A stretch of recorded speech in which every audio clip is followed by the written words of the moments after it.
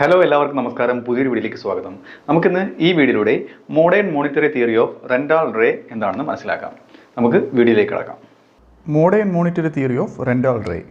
നമുക്ക് ഈ തിയറിയുടെ കുറച്ച് കീ കോൺസെപ്റ്റ്സ് നോക്കാം. കീ കോൺസെപ്റ്റ്സ് ഓഫ് MMT, അതായത് മോഡേൺ മോണിറ്ററി തിയറി. അതായത് സോവറിൻ, ഫസ്റ്റ് എന്ന് പറയുന്നത് സോവറിൻ കറൻസി ഇഷ്യൂവേഴ്സ്, അതായത് പരമാധികാരമുള്ള കറൻസി ഇഷ്യൂവേഴ്സിനെ കുറിച്ച് പറയുകയാണെന്നുണ്ടെങ്കിൽ MMT ആർഗ്യൂസ്, അതായത് modern monetary theory argues that countries with sovereign currency, അതായത് US, UK പോലുള്ള രാജ്യങ്ങൾക്ക് സോവറിൻ കറൻസീസ് ആണ്. അത് ഒരുപാട് രാജ്യങ്ങൾ ഡോമിനേറ്റ് ചെയ്യുന്ന കറൻസിയാണ്. അപ്പോൾ ഇങ്ങനെയുള്ള കറൻസികൾ can never run out of money in the same way business or individuals can. അതായത് ബിസിനസ് ഇൻഡിവിജ്വൽസും പണം റൺ ഔട്ട് ആവുന്നത് പോലെ, അതായത് പണം ഇല്ലാത്തൊരവസ്ഥ എത്തുന്ന പോലെ ഇവർക്ക് they will never run out of money എന്നാണ് പറയുന്നത്. അപ്പോൾ this is because they can always create more money to finance their spending. അവരുടെ സ്പെൻഡിങ്ങിൽ ഫൈനാൻസ് ചെയ്തതിന് എപ്പോൾ വേണമെന്നുണ്ടെങ്കിൽ അവർക്ക് എന്ത് ചെയ്യാം, അവർക്ക് കുറേ പണം ഉണ്ടാക്കാൻ കഴിയുന്നുണ്ട്. ഒരുപാട് രാജ്യങ്ങളിൽ സർക്കുലേറ്റ് ചെയ്യുന്നതുകൊണ്ട് ഈ കറൻസി കുറച്ച് സ്റ്റേബിൾ ആയിരിക്കും എന്നാണ് പറയുന്നത്. അടുത്തെന്ന് പറയുന്നത് ഗവൺമെൻറ് സ്പെൻഡിങ് ആൻഡ് ടാക്സേഷൻ. ഇതിനെക്കുറിച്ച് ഈ തിയറി പറയുന്നത് according to MMT the primary role of taxation is not to fund government spending. അതായത് ഗവൺമെൻറ് സ്പെൻഡിങ്ങിന് ഗവൺമെൻറ്റിന് ചിലവഴിക്കാനുള്ള പണം സമ്പാദിച്ച് കൊടുക്കുക, അത് നേടിക്കൊടുക്കുകയല്ല ടാക്സേഷൻ്റെ റോളെന്ന് പറയുന്നത്. ഇവർ പറയുന്നത് but to regulate inflation and manage demand in the economy. അതായത് ഇൻഫ്ലേഷൻ, പണപ്പെരുപ്പം നിയന്ത്രിച്ച് നമ്മുടെ എക്കോണമിയിലെ അഗ്രിഗേറ്റ് ഡിമാൻഡ് കൺട്രോൾ ചെയ്ത് കൊണ്ടുപോവുക, ഇതാണ് ടാക്സേഷൻ്റെ പരമമായ ലക്ഷ്യമെന്നാണ് ഈ തിയറി പറയുന്നത്. Government spending injects money in to the economy. Government spend ചെയ്യുമ്പോഴത്തേക്ക് കൂടുതൽ മണി ഇൻജെക്ഷൻ എവിടേക്ക് നടക്കും, എക്കോണമിയിൽ നടക്കും. അപ്പോൾ ടാക്സിലാണെങ്കിലും നേരെ ഓപ്പോസിറ്റാണ്. While taxes withdraw money from circulation. ആൾക്കാർ സർക്കാരിലേക്ക് പണം പേ ചെയ്യുമ്പോഴത്തേക്ക് അവിടെ നിന്ന് ആളുടെ കയ്യിൽ നിന്ന് പണം ഗവൺമെൻറ്റിലേക്ക് വരികയാണ്. ഓക്കെ, അപ്പം ചില സമയങ്ങളിൽ ഡെഫിസിറ്റ് ഉണ്ടാവത്തില്ലേ, അതൊരു മോശമായ സാഹചര്യമല്ല എന്നാണ് പറയുന്നത്. Deficits are not inherently bad.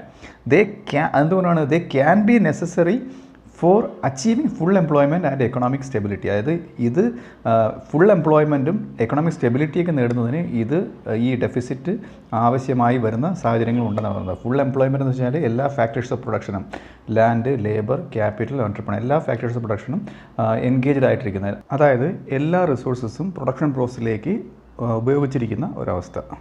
അടുത്തെന്ന് പറയുന്നത് ഇൻഫ്ലേഷൻ ആൻഡ് റിസോഴ്സ് യൂട്ടിലൈസേഷൻ. ഇത് ഫുൾ എംപ്ലോയ്മെൻറ്റുമായിട്ട് ബന്ധപ്പെട്ട ഒന്നാണ്. അതായത് the primary constraint on government spending. അതായത് ഗവൺമെൻറ് സ്പെൻഡിങ്ങിലെ പ്രധാനപ്പെട്ട കൺസേൺ എന്ന് പറയുന്നത് ഇൻഫ്ലേഷനാണ്. ഓക്കെ, അവരുടെ ഇൻഫ്ലേഷൻ നിയന്ത്രിക്കുക എന്നുള്ളതാണ് ഗവൺമെൻറ് സ്പെൻഡിങ്ങിൽ പ്രധാനപ്പെട്ട ഒരു കൺസ്ട്രെയിൻറ്റ് എന്ന് പറയുന്നത്. Okay, not the size of the deficit. ഏതല്ല, ഡെഫിസിറ്റ് കുറയ്ക്കുക എന്നുള്ളതല്ല, മറ്റു രാജ്യങ്ങളെടുത്ത കടം തിരിച്ചടയ്ക്കുക എന്നുള്ളതല്ല. പ്രൈമറി കൺസേൺ, അതായത് പ്രൈമറി കൺസ്ട്രെയിൻറ്റ് ഓൺ ഗവൺമെൻറ് എന്നുള്ളത് സ്പെൻഡിങ് ഓൺ ഇൻഫ്ലേഷൻ തന്നെയാണ്. ഇപ്പോൾ ഈ തിയറി പറയുന്നത് MMT suggest that as long as there are unused resources, അതായത് കെയ്നീഷ്യൻ തിയറി പറയുന്ന പോലെ അൺയൂസ്ഡ് റിസോഴ്സ് ഉണ്ടെന്നുണ്ടെങ്കിൽ, ഒരു ഉദാഹരണം പറയുകയാണെങ്കിൽ അൺഎംപ്ലോയിഡ് ലേബർ, അതായത് തൊഴിലില്ലാതെ നിൽക്കുന്ന ഒരാളെന്ന് പറയുന്നത് ഒരു അൺയൂസ്ഡ്, യൂസ് ചെയ്യാത്തൊരു റിസോഴ്സാണ്.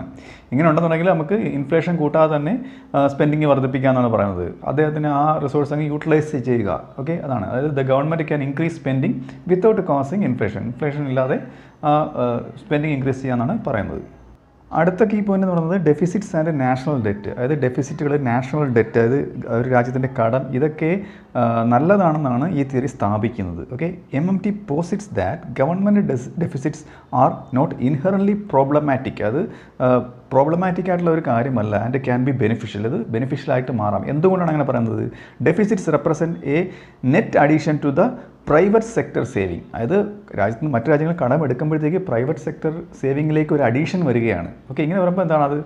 The national debt is viewed not as a burden, ഒരു ഭാരമായിട്ടല്ല നമ്മൾ കണക്കാക്കേണ്ടത്, but as a record of money spend in to the economy. അതായത് നമ്മുടെ എക്കോണമിയിലേക്ക് നമ്മൾ സ്പെൻഡ് ചെയ്ത ഒരു പണത്തിൻ്റെ അളവായിട്ടാണ് ഇത് കണക്കാക്കേണ്ടത്. അതുകൊണ്ടാണ് ഇതൊരു ബെനിഫിറ്റ് ആണെന്ന് പറയുന്നത്. That has not yet been taxed back. അതായത് കടമെടുത്ത് സ്പെൻഡ് ചെയ്തിട്ടേ ഉള്ളൂ, എക്കോണമിയിലേക്ക് സ്പെൻഡ് ചെയ്തിട്ടേ ഉള്ളൂ, അത് ടാക്സ്ഡ് ബാക്ക് ആയിട്ടില്ല. അതായത് അതിൽ നിന്ന് ടാക്സ് കളക്ട് ചെയ്തിട്ടില്ല. അപ്പോഴത്തേക്ക് ഇനി ടാക്സിൻ്റെ വരുമാനം അത് ആഡ് ചെയ്യപ്പെടാനുണ്ട്. ഓക്കെ, അതുകൊണ്ട് അതൊരു ബെനിഫിറ്റ് ആയിട്ട് കണക്കാക്കണം എന്നാണ് പറയുന്നത്.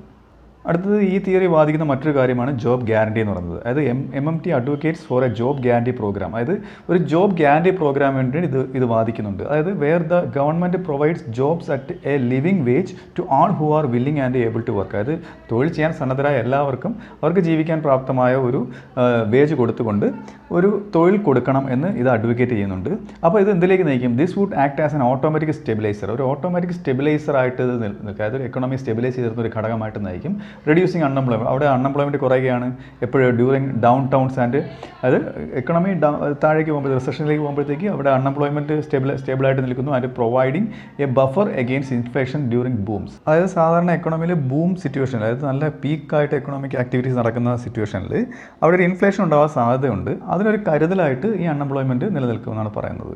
ഇനി ഈ മോഡേൺ മോണിറ്ററി തിയറിയിലേക്ക് റെൻ്റൽ റേയുടെ കോൺട്രിബ്യൂഷൻസ് എടുത്ത് പറയുകയാണെന്നുണ്ടെങ്കിൽ, അതായത് കോൺട്രിബ്യൂഷൻസ് ബൈ റെൻ്റൽ റേ എന്ത് നോക്കാം. അതായത് Randall Wray has been a central figure in developing and promoting MMT. അതായത് ഇദ്ദേഹമാണ് ഒരു സെൻട്രൽ ഫിഗറായിട്ട് ഈ തിയറി പ്രൊമോട്ട് ചെയ്യുന്നതിനും ഡെവലപ്പ് ചെയ്യുന്നതിലും ഇദ്ദേഹമാണ് ഉണ്ടായിരുന്നത് കേട്ടോ. പിന്നെ എന്ന് പറയുന്നത് his work emphasises the historical and institutional conducts of money and banking. ഇതിനെപ്പറ്റിയാണ് ഇദ്ദേഹം കൂടുതൽ ഊന്നൽ കൊടുക്കുന്നത്. അതായത് മണി ആൻഡ് ബാങ്കിങ് സന്ദർഭങ്ങളുമായി ബന്ധപ്പെട്ടുള്ള ചരിത്രപരവും ഒരു രാജ്യത്തെ സംബന്ധിക്കാനുള്ള കാര്യങ്ങൾ ഇദ്ദേഹം ഊന്നൽ കൊടുക്കുന്നുണ്ട്. പിന്നെ ഇദ്ദേഹം കൂടുതൽ എക്സ്പ്ലോർ ചെയ്യുന്നുണ്ട്. Exploring how understanding the nature of money, എങ്ങനെ ഒരു മണിയുടെ നേച്ചർ മനസ്സിലാക്കാം, അത് which can inform better economic policy. അതായത് ബെറ്റർ എക്കണോമിക് പോളിസി നടപ്പിലാക്കുന്നതിന് ഒരു പണത്തിനെ പറ്റി കൂടുതൽ മനസ്സിലാക്കിയാൽ എങ്ങനെ ഒരു ബെറ്റർ പോളിസി നടപ്പിലാക്കുക, ഈ കാര്യങ്ങളൊക്കെ ഇദ്ദേഹത്തിൻ്റെ കോൺട്രിബ്യൂഷൻസ് ആണ്, ഈ തിയറിയിലുള്ള കോൺട്രിബ്യൂഷൻസ് ആണ്.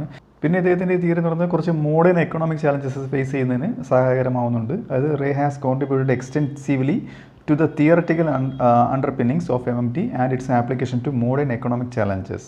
ഇനി നമുക്ക് ഈ തിയറിയുടെ വിമർശനങ്ങൾ നോക്കാം. ഒരുപാട് ക്രിറ്റിസിസംസ് ഏറ്റുവാങ്ങിയ ഒരു തിയറിയാണ് കേട്ടോ. ക്രിറ്റിസിസംസ് ഓഫ് MMT എന്ന് പറയുന്നത്. MMT has sparked significant debate and criticism. ഒരുപാട് അത് ഡിബേറ്റും ക്രിറ്റിസിസത്തിനൊക്കെ ഇരയായിട്ടുള്ള ഒരു തിയറിയാണിത്.